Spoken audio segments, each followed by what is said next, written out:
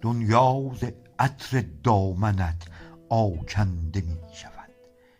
دل با شمیمت از همه کس کنده می شود.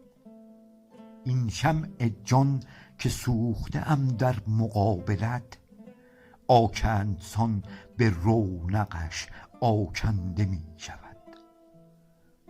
مینای جان و دل به عنایات حضرتت، در سر رها ز فکرت ترکنده می شود. تا در رهاییم ره جان می رسد تو را، عطر از تو چون بهشت پراکنده می شود.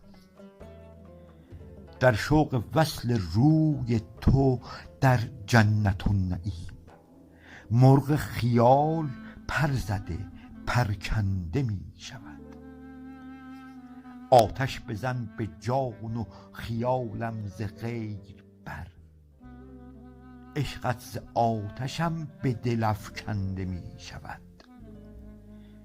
طالب بیا و منظر جان را به یار بخش، ورنه تبار عشق سرافکنده می